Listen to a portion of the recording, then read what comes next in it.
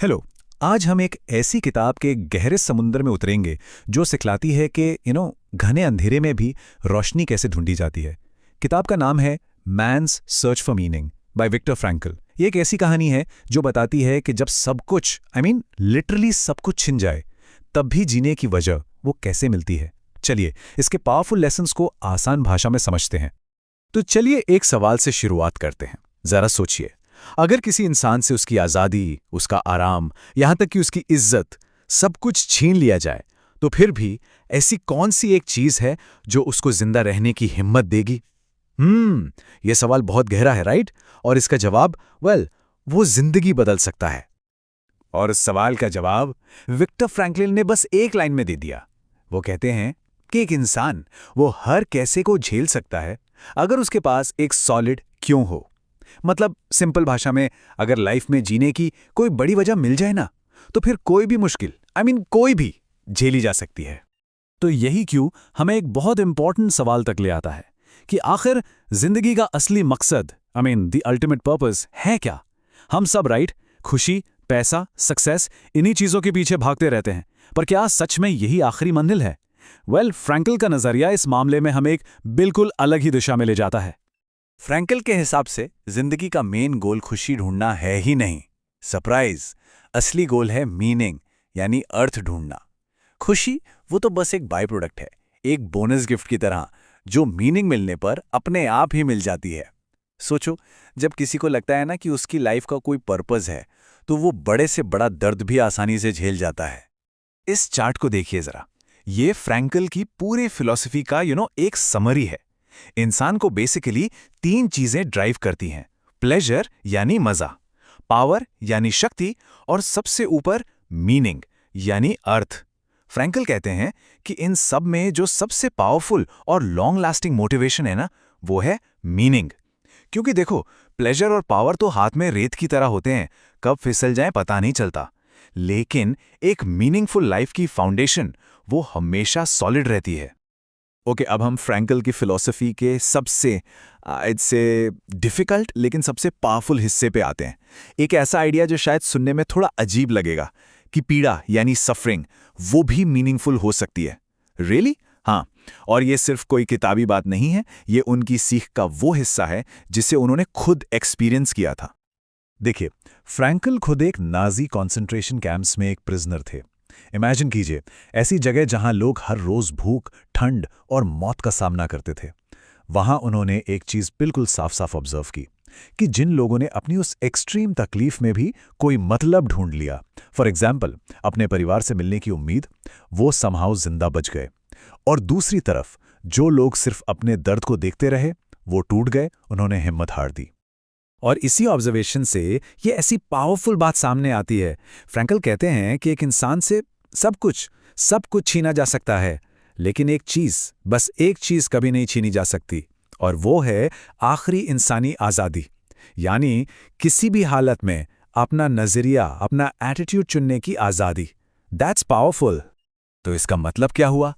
मतलब ये कि हर मुश्किल घड़ी में हम सबके सामने एक चॉइस होता है। एक तरफ उस दर्द का विक्टिम बनकर रह जाना, और दूसरी तरफ उसी दर्द को अपनी ग्रोथ के लिए, खुद को और बेहतर बनाने के लिए इस्तेमाल करना। ये फैसला ये हमेशा हमारा अपना होता है। ओके, तो अब सवाल ये उठता है कि आखिर ये मीनिंग या अर्थ मिलता कैसे है? क्या इसका कोई सीक्रेट फॉर्मूला है? फ्रैंकल कहते हैं नोप, फॉर्मूला तो नहीं है, लेकिन हाँ, तीन बिल्कुल साफ सुथरे रास्ते जरूर हैं। चलिए देखते हैं ये तीन रास्ते हैं कौन से। तो पहला रास्ता है काम या कंट्रीब्यूशन, मतलब इस दुनिया में कुछ क्रिएट करना, कुछ वैल्यू ऐड करना। एक पेंटर अपनी पेंटिंग से करता है, एक राइटर अपनी किताब से। सिंपल। दूसरा रास्ता है प्यार, और यहां सिर्फ रोमांटिक लव की बात नहीं हो रही है। ये प्यार किसी इंसान से, किसी आइडिया से या नेचर से एकदम गहरा कनेक्शन हो सकता है। और तीसरा, जो शायद सबसे मुश्किल रास्ता है, वो है तकलीफ के प्रति हमारा एटीट्यूड। जब दर्द से बचना इम्पॉसिबल हो तो उसको हिम्मत और शान से सहना। यही तीन रास्ते हैं जो मीनिंग की मंजिल तक ले जाते हैं। चलिए अब फ्रैंकल की इन सीखों को आज की मॉडर्न लाइफ में अप्लाई करके देखते हैं। अमेजिंगली उन्होंने एक ऐसी प्रॉब्लम को तभी पहचान लिया था जो उस जमाने से कहीं ज्यादा आज हमें परेशान कर रही है। एक ऐसा धोखा जो हमें मीनिंग ढूंढने से ही रोक देता है। फ्रैंकल इस चीज को कहते हैं एग्जिस्टेंशियल वैक्यूम। फैंसी नाम है पर मतलब बड़ा सिंपल है। इसका मतलब है एक ऐसा अंदरूनी खालीपन जहां लाइफ में कंफर्ट है, नेटफ्लिक्स है, सोशल मीडिया है, मतलब डिस्ट्रैक्शंस ही डिस्ट्रैक्शंस हैं, पर कोई डायरेक्शन या पर्पस नहीं है। वो फीलिंग राइट कि सब कुछ होते हुए भी अंदर से कुछ खाली खाली सा है। और फ्रैंकल कहते हैं कि यही खालीपन आगे चलकर डिप्रेशन, एंजाइटी और एडिक्शन की जड़ बन जाता है। तो इस एग्जिस्टेंशियल वैक्यूम का इलाज क्या है? फ्रैंकल ने इसके लिए अपनी ही एक थेरेपी बनाई जिसका नाम है लोगोथेरेपी। लॉगोस का मतलब होता है मीनिंग, तो बेसिकली ये मीनिंग थेरेपी है। कॉन्सेप्ट बड़ा सिंपल सा है। इस खालीपन का इलाज ज़्यादा आराम या मज़े में नहीं है। इसका इलाज है एक सॉलिड वाई या पर्पस ढूंढने में। जब किसी का क्यों क्लियर हो जाता है ना, तो मन का हर कैसे अपने आप आसान लगने लगता है। तो इस सारी बातचीत का आखिर हम अपनी अपनी लाइफ में क्या करें? इस किताब की सबसे खास बात पता है क्या है? ये है कि इसकी सीख हर एक इंसान के लिए रेलेवेंट है, चाहे वो कोई स्टूडेंट हो, प्रोफेशनल हो या कोई भी हो। जैसे सोचिए एक स्टूडेंट के लिए सिर्फ नंबर लाने के लिए पढ़ना या फिर पढ़ाई का असली पर्पस ढूंढना, कितना फर्क है, राइट? या एक प्रोफेशनल के लिए काम को सिर्फ सैलरी का जरिया समझना या उसमें कोई बड़ा मीनिंग देखना, और एक एंटरप्रेन्योर के लिए अपने स्ट्रगल को बस एक तकलीफ समझना या उससे एक बड़े मिशन का इंपॉर्टेंट हिस्सा मानना। देखा, नजरिया बदलते ही सब बदल जाता है। तो सारी बात का निचोड़ बस इतना सा है, जिंदगी हमेशा आसान नहीं होने वाली। दर्द और मुश्किलें वो तो आएंगी ही, लेकिन इन सब के बीच मीनिंग ढूंढना कोई चॉइस नहीं है, ये एक जरूरत है। क्योंकि जिस दिन किसी को अपनी जिंदगी का अर्थ मिल गया ना, उस दिन हर मुश्किल से लड़ने की ताकत, बिलीव मी, वो अपने आप अंदर से आ जाएगी। और आखिर में फ्रैंकल का ये कोट एक बहुत सिंपल सी लेकिन बहुत गहरी सच्चाई सिखाता है। जब हम किसी सिचुएशन को बदल नहीं सकते, तब हमें खुद को बदलने का चैलेंज मिलता है।